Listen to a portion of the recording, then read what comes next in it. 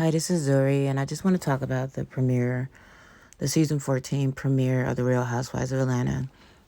I'm not really going to give a review of it because I honestly didn't write anything down, and I really wasn't that excited about it, to be honest with you. I just didn't think it was that good. I think it just the expectation just fell short. I don't know. It was really lackluster to me, and I did not enjoy it at all.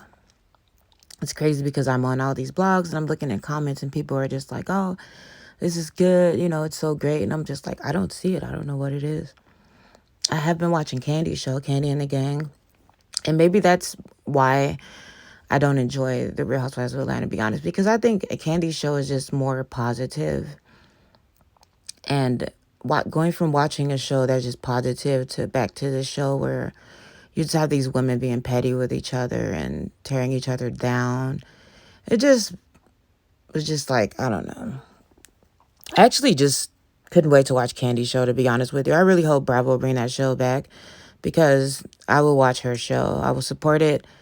Real Housewives of Atlanta was the only show that I actually even watched on TV, to be honest with you.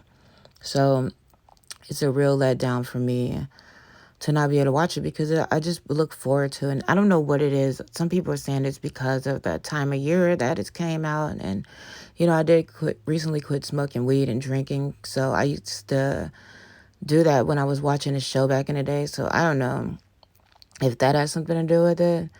If that just enhanced the whole experience for me because it was just, I don't know, and yeah, I do miss Nene, even though sometimes she annoys the hell out of me. She was, the last few seasons, she wasn't that fun. The last few seasons I saw her on, or the last season I saw her on, because I haven't even been watching the show like that, but she was, her last season on there, she just didn't seem like she really wanted to be there at all. And, there were some moments, some good moments. And I don't know. And maybe I'm just getting tired of all of this. I am getting older. Maybe I'm just getting beyond all this constant shade throwing. I'm not ready to just sit and watch, like, everybody hold hands and sing Kumbaya or anything like that. But I don't know, just the pettiness. Like Marlo making fun of Drew Sidora for having a French roll. Like, what's wrong with having a French roll in your hair? That's like one of those hairstyles that's like timeless. It's like a chignon. I hope I'm saying that right. It's just something that you wear. It's a classic hairstyle. There's some things that are just classic and that will never go out of style. And that a French roll, I think, is one of those hairstyles like that. But that just turned me off, all of the shade throwing, with everyone. I just can't. It was so much going on. The body shaming, Drew Sidora, just so much going on. And her storylines seemed so contrived. It just didn't have a lot of people liked that they kept showing the flashbacks and they enjoyed all of the little production things that they were doing. I wasn't really big on it because it's just like, I don't know. It's just like, it's supposed to be something new. And it's just like, you're just bringing in old stuff. Are you trying to use this as like some type of crutch to make up for, some of the cast not being there anymore? You're using their old moments, Nene not being there anymore, Portia not being there anymore. And I don't know. Maybe I will give it another chance. But I'm sorry, I don't know why I keep yawning. Maybe maybe it will get better as the season progresses. And I felt like that last season was not that good. So I don't know. It's like I have ADHD. That's what it is. People with ADHD get bored really easily. And it's just like the same freaking drama between these same women for all of these years. There's proof I'm getting old, right? I just keep yawning for no reason. Same drama for all these years. You got people wondering, what is Marlo doing for her money? What's she doing for a living? Then you got Kenya shading Marlo shading Kenya. And it's just, Sheree, doing what Sheree does. Drew Sidora, I don't know. She doesn't really even fit in with all the women. I don't know how old she is, but she's so much younger than him. And not just that, it's just something about her. She doesn't know how to defend herself with these women. She seems like every time someone says something to her, she doesn't know what to say back. She's not really quick.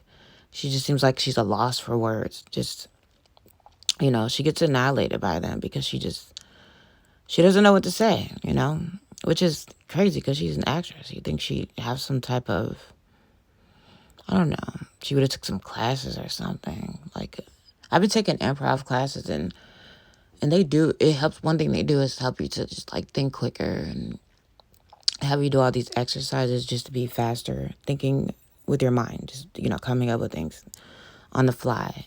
So, but, I heard the ratings came out, and it was like, I heard some of the lowest in the history of the show. So, I don't know. See, look, I'm yawning even talking about this damn thing. But so many people liked it. So many people enjoyed it. So, who knows? I don't even know if it's necessarily because Nene's gone. Because, like I said, she wasn't even really giving too much. And when she did, it was kind of gross. Spitting on people. And, well, they weren't having dinner, were they? That's just disgusting. Spit grown, especially someone your age to be spitting on. In your 50s, you're spitting on people. Like, dude, I'd spit on people when I was in my 20s, and I got a charge for that. I just got charged for assault for that shit. A misdemeanor for trying to spit on someone. But they called me out of my name. So it wasn't like I just went up to him and spit on him. And I was intoxicated at the time. Yeah, I was pretty wild when I was younger. But yeah. So maybe that's what it is. I was sober and watching this, and it's just like, just not used to it, and maybe the marijuana really enhances everything. It's like, makes the food taste better. Maybe it made the show better. Who knows? But I don't know. Seeing Marlo with her nephews, that's kind of, the whole show was just, there wasn't any moments really where I was just like, this is good, Usually in the past, when I used to watch this show, I would watch it over and over and over because it was just that good to me. And now it's just like, I watched like some bootleg version of it on YouTube, and then I saw that Bravo had uploaded the full version on their YouTube page. And I was gonna watch it again because I'm like, maybe it would be better if I watch it like with the full view, but I just wasn't even interested. I honestly have been reading a lot about plastic surgery nightmares the past few days after that young woman from Indiana passed away in the Dominican Republic. And that's actually been more interesting to me, going down this plastic surgery rabbit hole, than watching RHOA. I think I was actually going back and forth. There's this group on Facebook. What is it called? It's Survivors of Dr. Santa. And I would just been reading posts on that whole I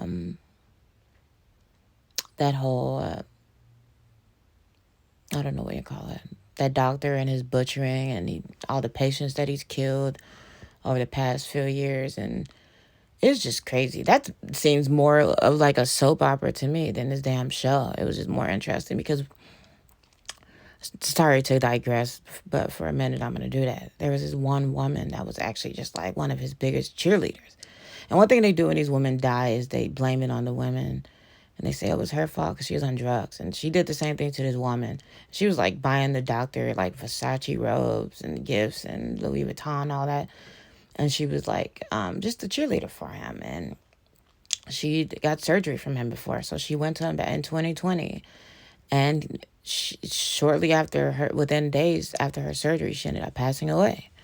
And they said the same thing about her that they said about the other women that had passed away, that she was taking illegal drugs, or that she was sneaking prescription drugs on her own or something like that. So anyway, sorry for digressing, but that was just like more interesting to me than the Real Housewives of Atlanta. I don't know, like maybe, maybe I'm just like over this whole thing. I am getting older, and older I get, the more I'm starting to, I mean, I still, don't get me wrong, I'm not like Buddha right now. I'm not like Jesus or nothing, but I'm just starting to get a little bit over so much of this low vibration and negativity, constant negativity. I'm starting to appreciate things that are more positive and high frequency things. It just feels better for my soul. I have been going through a depression too, and I think that's probably why this hasn't it wasn't a good experience watching the show, just because I'm already going through that. And just seeing women, even if it's light shade or whatever you want to call it, just tear each other down, it just, I don't know, it just bothers me. I just wish that I just wish there could be more positivity. Maybe there was, and maybe I should watch it again, because I wasn't really completely 100% paying attention to it, to be honest with you. But just speaking from what I saw, and I hope that the season gets better, because like I said, this is like the only thing I watch besides Candy and the Gang. And Bravo, please bring Candy and the Gang back, please, because it's nice to have just one thing that I watch. And yeah, that's all I'm going to say about it, because I don't really have anything else to say. I thought it was boring.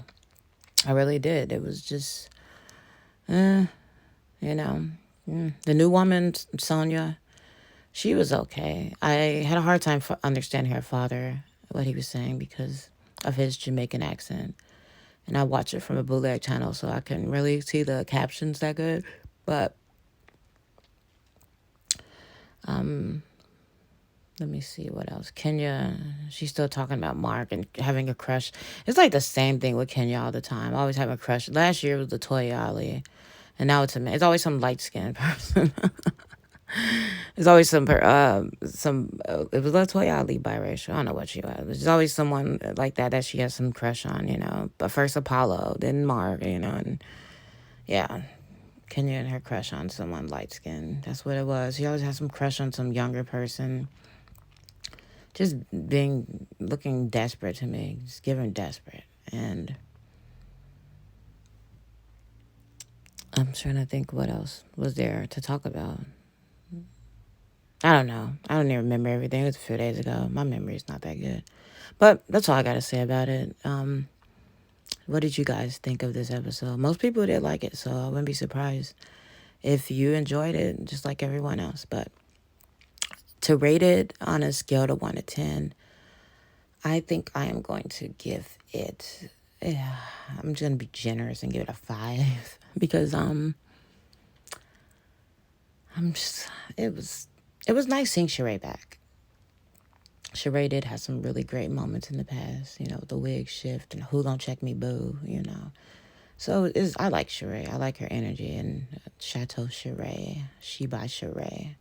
I like that, but the rest of it just, no, maybe it'll get better. Hopefully it get better. All right, you guys, thanks for watching my video. Please like and